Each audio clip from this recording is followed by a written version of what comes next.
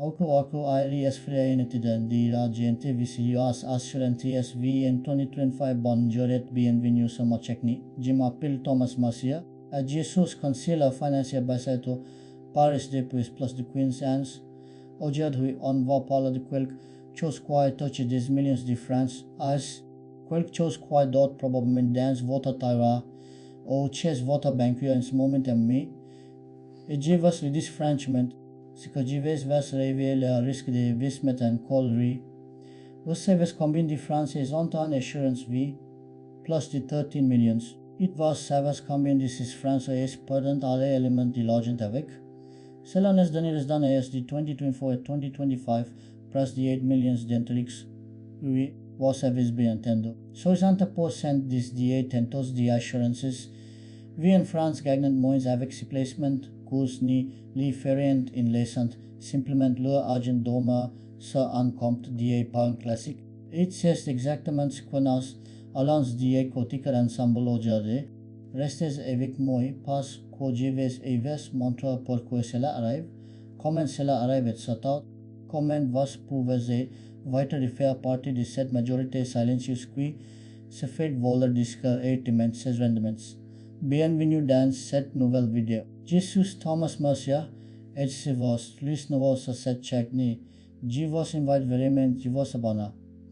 Ici on parle d'argent vrai, de placements réels, et de stratégies que les banquiers ne vous expliqueront jamais lors de votre visite de diligence. Check si main, je dirais écoutiquement des financiers friends et je vous montre les pages cachés dans les contrats et je vous donne les autres pour reprendre les contrats, lire votre patrimoine.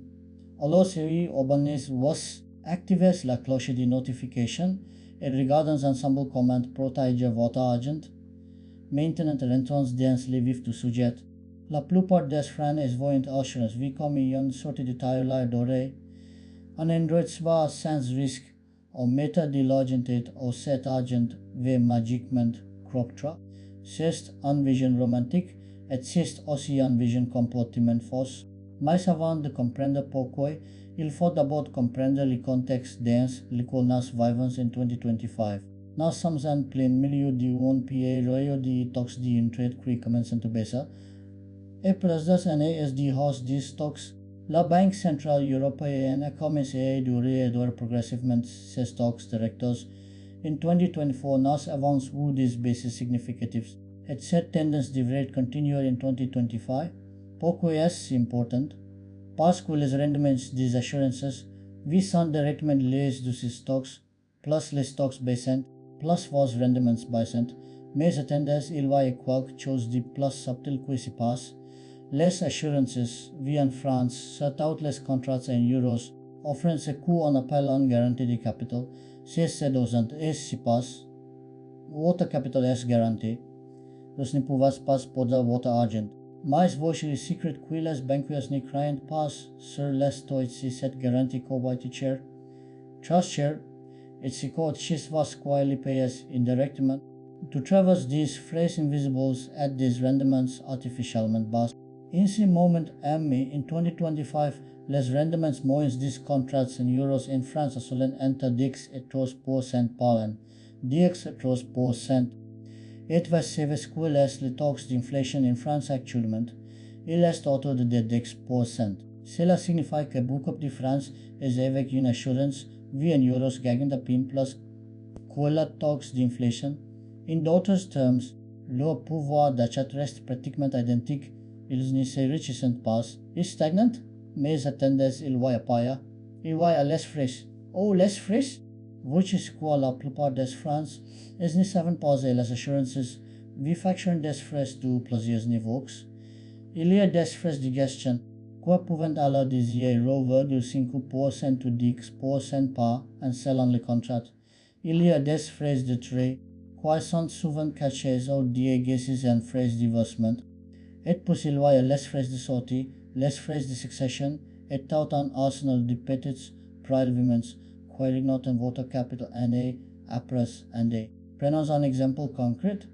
Imaginons que vous avez 50 000 euros dans une assurance vie en 2015.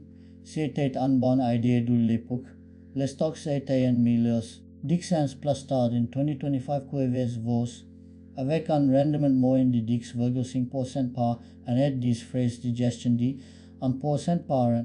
Votre rendement net est d'environ 1,5%. Cela signifie que après 10 ans, vos 50 000 euros sont passés d'environ 57 700 euros. Vous avez gagné 7 700 euros. Maintenant, comparant cela de tout ce que vous auriez gagné en mettant simplement cet argent dans un livret d'épargne populaire. Sur la même période, avec un taux moyen de 0,5%, vos 50 000 euros seraient devenus environ 50 150 euros. Vous auriez gagné 150 euros. Le premier review, Assurance-Vie gain hot la main, mais attendes. Ne savons pas parler de l'impact sur le revenu. Oui, l'impact. Vous livrez pas dit. Les intérêts générés par une assurance visant soumettre l'impact sur le revenu, sauf celles sont en euros et garanties. Dans ce cas, ils sont soumis à une flat tax de 30%. Oui, 30% de vos gains. Donc, sur vos 7 700 euros de gain, vous devez payer 30% d'impôt. Cela signifie que vous payez 10 300 euros d'impôt. Votre gain net devient 5 300 quota, 20 euros. Vous avez pas de plus d'un tiers de vos gains de impôt. Mais sans toujours pas les payer. Les payer, c'est ce que vous aurez pu faire avec cet argent alias. Si vous avez investi 50 000 euros dans un fonds en actions diversifiés, avec un rendement annuel moyen de 7% sur 10 ans, vous aurez environ quota 20 000 euros, presque 100 000 euros. En mi après imputed frais, vous aurez plus que doubler votre argent. Voilà pourquoi les Français exportent de l'argent avec leurs assurances-vie. Non pas que le fonds perdent du capital, non pas que cela. C'est parce que le fonds perdent des opportunités de croissance, des opportunités de rendement, des opportunités de vraiment construire de la richesse. Et cela même ni de la vraie raison pour laquelle cela se passe. Cela se passe parce que les assurances-vie sont conçues pour espérer confortables et prévisibles. Et la sécurité, le confort et la prévisibilité ont un prix. Ce prix, qu'est le rendement? Maintenant, parlons de la vraie mécanique. Comment exactement les assurances vivent font pour de l'argent? Pour comprendre cela, il faut d'abord comprendre comment fonctionne assurance. Vie en France, c'est techniquement un contrat d'assurance. Ça se passe un placement d'investissement pour.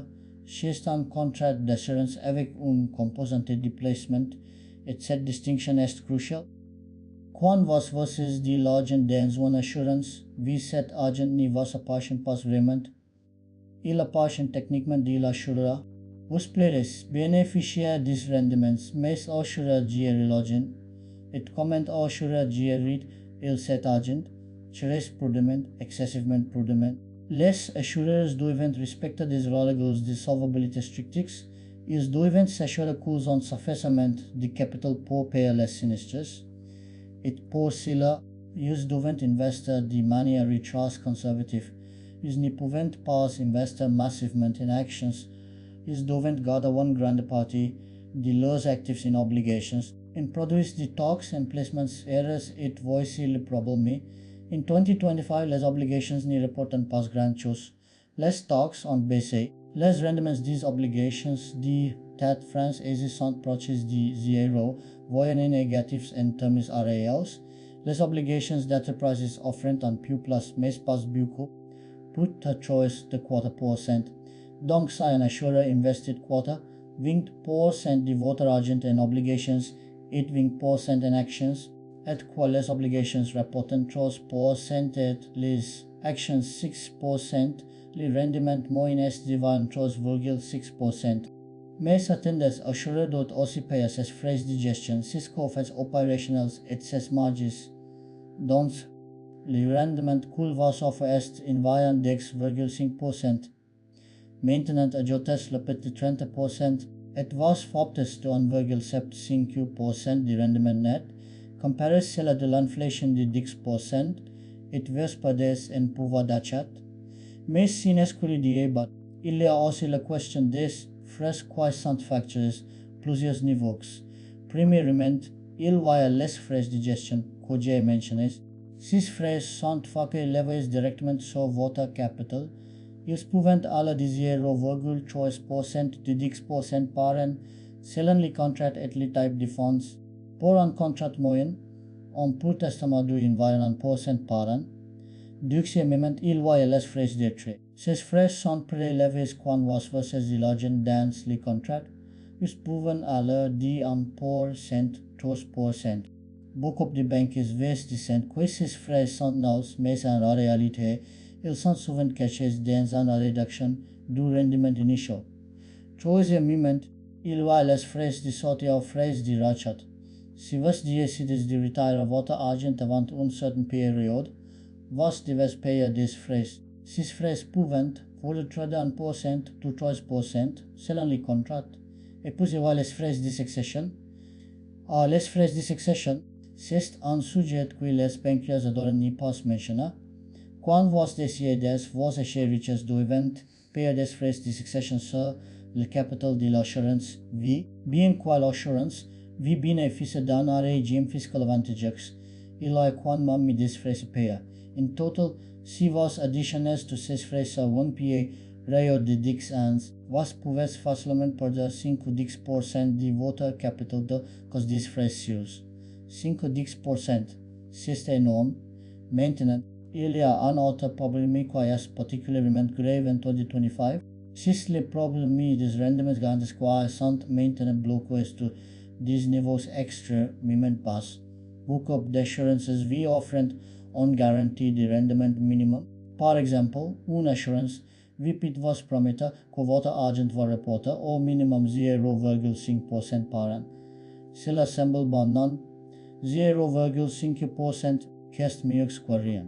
Sauf que ce 0,5% est complètement ridicule en comparaison avec l'inflation. Si l'inflation est de 10%, vous perdez 1,5% de pouvoir d'achat chaque année. Sur 10 ans, cela représente une partie de 15% de pouvoir d'achat. Et qu'est exactement ce qui se passe pour des millions de francs à ce moment? Ils ont des assurances, avec des rendements garantis très bas, et-ils les regardent assez lentement sur l'effet de l'inflation. Maintenant, vous demandez pour trouver pourquoi les Français continuent à acheter des assurances, si ce qui est aussi mauvais? Excellent question.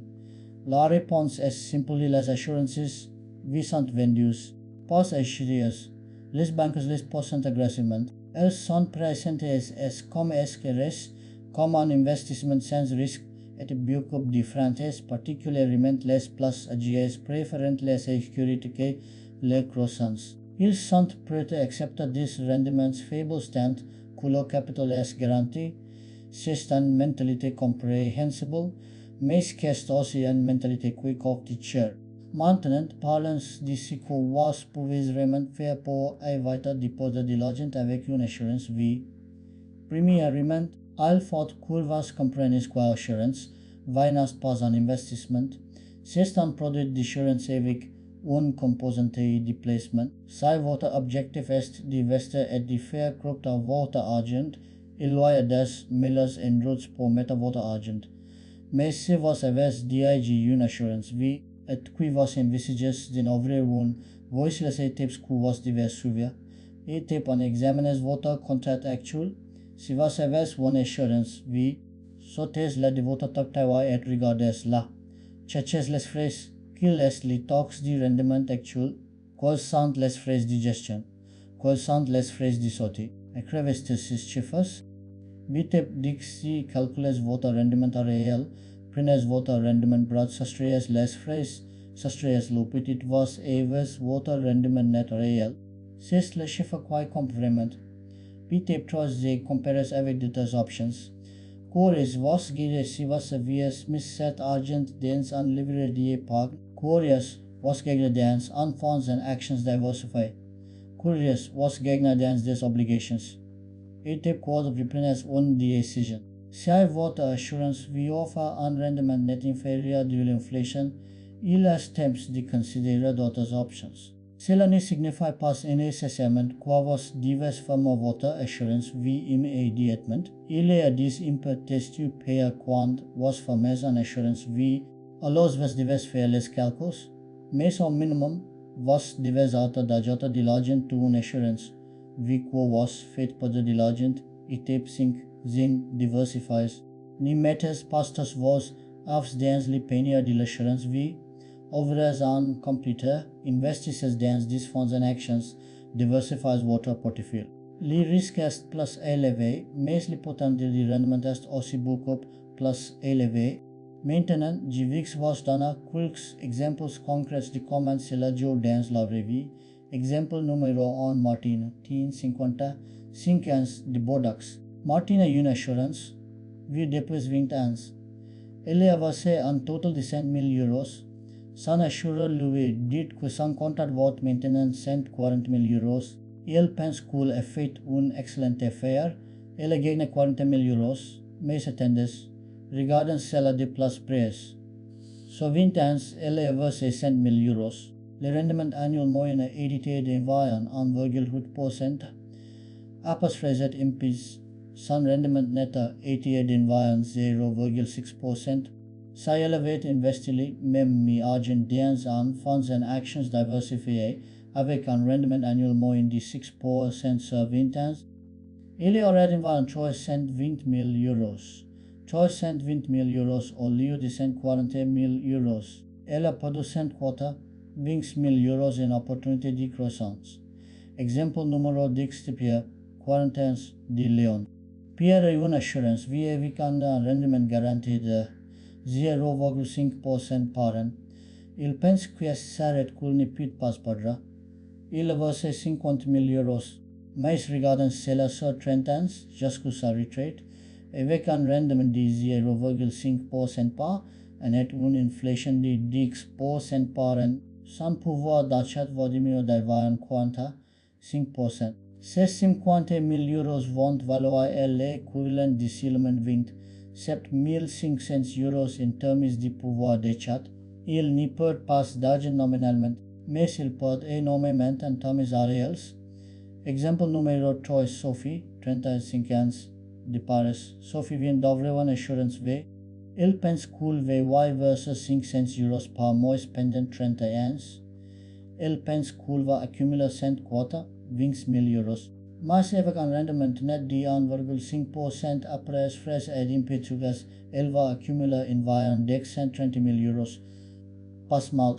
Cependant, si elle avait investi mi argent dans un compte titre avec un fonds en actions diversifiés, avec un rendement net de 4% après frais et impôts, elle aurait accumulé environ 320 000 euros. Elle perd 150 000 euros en opportunité. Ces exemples ne sont pas exagérés. Ils sont basés sur des calculs réalistes avec des stocks réalistes. Et ce sont exactement les calculs que vous devrez faire pour votre propre assurance-vie. Maintenant, parlons des erreurs courantes que les francs font avec leurs assurances-vie. Erreur numéro 1, je pense que l'assurance-vie est un investissement de long terme sans risque. C'est un pas vrai. Assurance-vie un risque. C'est le risque d'inflation, le risque que votre argent perd du pouvoir d'achat. Et sur une période de 30 ans, ce risque est réel et substantiel. Erreur numéro 10, ce n'est pas les conditions du contrat. Beaucoup de France signent une assurance, vie sans vraiment comprendre ce qu'ils signent. Ils ne savent pas quels sont les frais, quels sont les rendements, quelles sont les conditions de sortie. Et puis 10 ans plus tard, ils sont surpris de découvrir que leur contrat n'est pas ce qu'ils pensaient. Erreur numéro 13. Laissez l'argent dormir dans une assurance, vie sans les réévaluer, les conditions changent, les stocks changent, les rendements changent. Vous devez réévaluer régulièrement votre assurance. Veuillez réfléchir toujours les meilleurs endroits pour votre argent. Erreur numéro 14. Croire que l'assurance vs les cylindres ou mettre de l'argent de long terme. Ce n'est pas vrai, il y a beaucoup d'autres options. less comptes status, less plans d'épargne en actions, less fonds en actions, less obligations la mobilier, dus diverses